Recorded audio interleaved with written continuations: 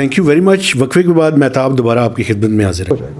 अच्छा सर, एक चीज़ जो है, ये लॉ के अंदर physical and monetary coordination board जो है वो ख़त्म किया गया, तो अब आप फेडरल गवर्नमेंट के साथ किस तरह से कोऑर्डिनेट करते हैं? देखिए, वो बोर्ड ज़रूर ख़त्म किया गया, और क्यों ख़त्म किया गया था ये ज़रूरी है समझना। IMF का ख्याल था कि ये बोर्ड जो है अनफॉर्चुनेटली माजी में ये मॉनेटरी पॉलिसी डिसीजंस के अंदर चला घुस गया था। हालांकि उसके लिए एक सेपरेट मैकेनिज़्म है जो हर गवर्नमेंट को भी पता है किस तरह ही होती है। एक मॉनेटरी पॉलिसी कमेटी होती है, वो इंडिपेंडेंट होती है। इस कोऑर्डिनेशन बोर्ड अगर ये सही से चल रही होती तो उसका सिर्फ ये काम होना चाहिए था कि हम भी इनपुट दें गवर्नमेंट की पॉलिसीज़ में, गवर्नमेंट भी इनपुट दे स्टेट बैंक की पॉलिसीज़ में, उसको हम सोचें, उसको एक वेरिएबल को रखें अपने दिमाग में, लेकिन उसके बाद फ़ैसला हम उसी तरह ही करें। देखिए, अगर मैंने एक फ़ैसला करना है, मैं आपसे आके मशवरा कर सकता हूँ, लेकिन इसका ये मतलब नहीं है कि आपने मुझे कहना है कि तुमने ये ज़रूर करना है। आप मुझे मशवरा देंगे, मैं बात करूँगा। जी, ये एक रिस्पॉन्स पूरी दुनिया में ऐसे होता है।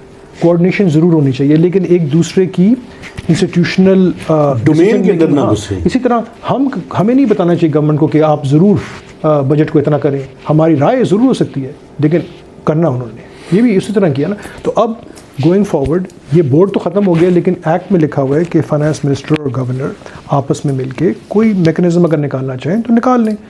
मेरे ख्याल में एक मैकेनिज़्म बन सकता है, लेकिन सबसे इम्पॉर्टेंट है, ये इम्पॉर्टेंट नहीं है उसका नाम क्या होगा, उसमें कौन लोग होंगे, उसके TORs क्या होंगे।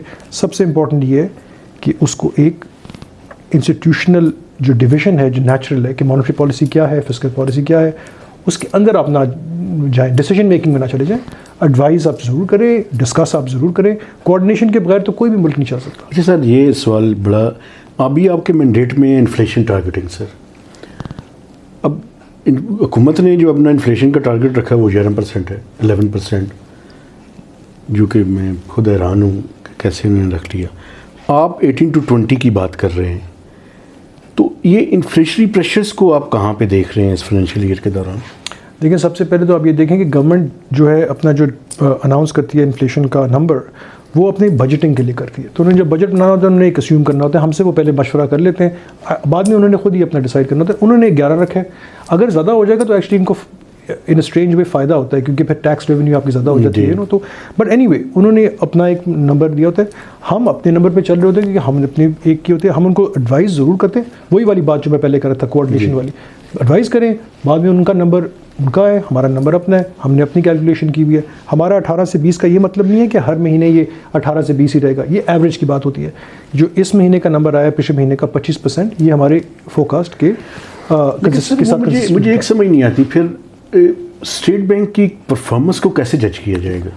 देखें, परफॉर्मेंस को बिल्कुल जज करना चाहिए। पहले मैं आपको बता दूं कि हमारे ऑब्जेक्टिव्स 3 हैं, सिर्फ इन्फ्लेशन नहीं है। इन्फ्लेशन नंबर 1 है, उसके बाद फाइनेंशियल स्टेबिलिटी है, इसका मतलब है कि आपके एक्सचेंज रेट, आपका एक्सटर्नल और आपकी बैंकिंग स्टेबिलिटी, और तीसरा ग्रोथ है। अक्सर ये एक ही डायरेक्शन में पुश कर रहे होते हैं। इन्फ्लेशन को काबू करने का और ग्रोथ को काबू करने का इसमें कोई कॉन्ट्रडिक्शन नहीं आती। कभी कभी ओवर हीटिंग होती है, उसमें आपको ये करना पड़ता है कि ग्रोथ को स्लो करूँगा तभी इन्फ्लेशन काबू में आएगी। लेकिन अक्सर नॉर्मल टाइम्स में इन्फ्लेशन अगर को आप काबू में रखेंगे तो ग्रोथ के लिए भी अच्छा है, फाइनेंशियल स्टेबिलिटी के लिए भी अच्छा। तो उसमें लोग बहुत ज़्यादा इसको ओवर ड्रामेटाइज करते हैं कि जिससे तो सिर्फ इन्फ्लेशन को देखते हैं और देखते नहीं। अब आप कहते हैं जज कैसे करना है हमें? किसी भी इकोनॉमी में सप्लाई शॉक्स आते हैं, वो central bank can do nothing about those. ना हम कर सकते हैं, ना फेडरल रिजर्व कर सकती है, ना बैंक ऑफ इंडिया कर सकती है। एक जो आपका इन्फ्लेशन का जो ऑब्जेक्टिव होता है वो यूजुअली एक मीडियम टर्म कॉन्सेप्ट होता है। ये नहीं मतलब कि हर साल मैंने ज़रूर उसको हिट करना है। अगर मैंने हर साल उसको ज़रूर हिट करना हो, इसका मतलब है जब सप्लाई शॉक भी होगा, फ्यूल प्राइसेस ऊपर जा रही होंगी, फिर भी मैं टाइट करूँगा कम। अब हमारे पास टूल सिर्फ एक है इन्फ्लेशन को काबू करने के लिए, वो डिमांड मैनेजमेंट है। ग्रोथ को स्लो करके ही हम इन्फ्लेशन, अगर आपकी इन्फ्लेशन ग्रोथ की वजह से हो ही नहीं रही, वो क्योंकि सप्लाई को शॉक आया, तो फिर तो एक गवर्नमेंट एक सेंट्रल बैंक को कुछ भी नहीं करना चाहिए उसके और। लेकिन अगर आप मुझे कहेंगे ओहो उस साल तो इन्फ्लेशन बहुत हाई होगी, आपने तब तक काम नहीं किया, तो हम आपको समझाएंगे कि इस साल हमने इसलिए कुछ नहीं किया कि ये जो सोर्सेज ऑफ इन्फ्लेशन थी ये डिमांड के साथ उनका ताल्लुक नहीं था। जहाँ डिमांड के साथ ताल्लुक है तो हमने we have to react. But most countries, sensible countries are answerable to their parliament about inflation, जो सेंट्रल बैंक्स होते हैं, लेकिन over a period of time. ये मतलब नहीं कि हर साल अगर मैंने आपको 5% कही तो मैंने हर साल 5 करना है। इसके बाद अगर आप इसको थोड़ा सा देखें, शॉक्स को थोड़ा सा अलाउ करें, तो क्या हमारी परफॉर्मेंस अच्छी थी, क्या वाकई इन्फ्लेशन नीचे आई, क्या वो 5% की बन गई ओवर टाइम या नहीं बनी।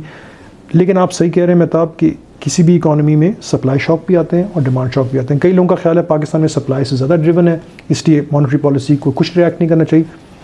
हम देखते हैं मॉनेटरी पॉलिसी देखती है कि किस लिए ये इन्फ्लेशन हो रही है। अगर सिर्फ सप्लाई की वजह से हो रही है तो सिर्फ हम नहीं, कोई भी सेंट्रल बैंक कुछ नहीं करेगा। अच्छा सर, 1-2 साल आपने देखा कि ग्रोथ जो है वो 6% की रेंज में रही, तो आप इसको ओवर हीटिंग समझते हैं और क्या समझते हैं कि पाकिस्तान का क्या लेवल ऑफ ग्रोथ है जो कि डिसेंट भी हो और सस्टेनेबल भी हो? मैं चाहूँगा मेहताब कि ये ज़्यादा से ज़्यादा हो, आपस की बात है, क्योंकि हमारा तो 2.5% या 2% तो हमारी पॉपुलेशन ग्रोथ है, तो उतनी तो हमारी ग्रोथ वैसे ही शुरू ही 2% अगर हमारी होना तो उसका मतलब है कि पर कैपिटा तो कुछ भी नहीं जी हो रहा। बिल्कुल, तो इससे तो ऊपर ही जानी है। चाइना ने 8% 10% पे ग्रो किया 30-40 साल के लिए। मैं चाहता हूँ पाकिस्तान भी ऐसा करे, लेकिन अनफॉर्चुनेटली मेहताब जिस तरह पहले बात हो रही थी कि हमारी स्ट्रक्चर इकॉनमी की ऐसी है कि जब हम 4-5% से ज़्यादा ग्रो करते हैं ना तो कोई ना कोई मसला निकल आता है, या तो इन्फ्लेशन ऊपर चली जाती है या हमारा करंट अकाउंट का मसला है, या और अक्सर दोनों चीज़ें इकट्ठी हो जाती हैं। जी, तो अगर तो हमने बूम बस्ट से निकलना है तो हमने एक और हम चाहते हैं कि हमारा मुल्क 20-30 साल के बाद एक बहुत खुशहाल मुल्क, और 20-30 साल लगेंगे मेहताब, ये इस तरह चेंज नहीं होती चीज़ें। We can be on a good path, लेकिन 20 साल के बाद आपको वाकई लगेगा कि वाह ये मुल्क डिफरेंट हो गया, कंटिन्यूटी चाहिए। तो फिर हमने इस इकॉनमी के स्ट्रक्चर को चेंज करना है। जिस तरह पहले बात हो रही थी एक्सपोर्ट्स, इन्वेस्टमेंट, बाहर से पैसा, तब होगा तो फिर हम 8% 10% पे ग्रो कर पाएंगे और लंबी देर के लिए कर पाएंगे। अभी 6% पाकिस्तान की इकॉनमी में आपको प्रॉब्लम्स नज़र आने शुरू हो जाते हैं, अनफॉर्चुनेटली। इट्स अनफॉर्चुनेट चीज़ है।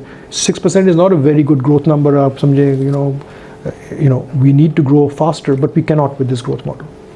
सर ये आपकी डोमेन नहीं है, लेकिन ये कितना इम्पॉर्टेंट है कि पॉलिटिकल सर्टेनिटी जो है वो हो, ताकि कम से कम ये तो पता हो कि हमने जो है पॉलिटिकल सर्टेनिटी कितनी ज़रूरी है इकोनॉमिक ऑब्जेक्टिव्स को हासिल करने के लिए। मतलब मैं, आपने सही कही, मेरा एरिया नहीं है, लेकिन मैं ये कहूँगा कि सर्टेनिटी, किसी चीज़ की भी सर्टेनिटी हो ना, अनसर्टेनिटी हर लेवल पे कम हो, पॉलिसी अनसर्टेनिटी कम हो, पॉलिटिकल अनसर्टेनिटी कम हो, स्टेट बैंक के अपने एक्शंस की अनसर्टेनिटी कम हो, तब इन्वेस्टमेंट होती है, तब लोग फील करते हैं कॉन्फिडेंट, तब लोग कहते हैं मैंने फैक्ट्री लगानी है। अगर मैं फैक्ट्री लगाऊँ, मुझे कल को पता ही नहीं कि मेरा टैक्स मैंने 10 देना है या 15 देना है, या एक्सचेंज रेट 100 होगा या 200 होगा। किसी तरह की भी uncertainty is not good for business, not good for investment. तो वो तो हमने वैसे ही नीचे लेके आनी है, अनसर्टेनिटी उसका जो भी सोर्स हो। लेकिन जो इम्पॉर्टेंट चीज़ है मेहताब, वो ये है कि we need long term thinking, we need policy continuity.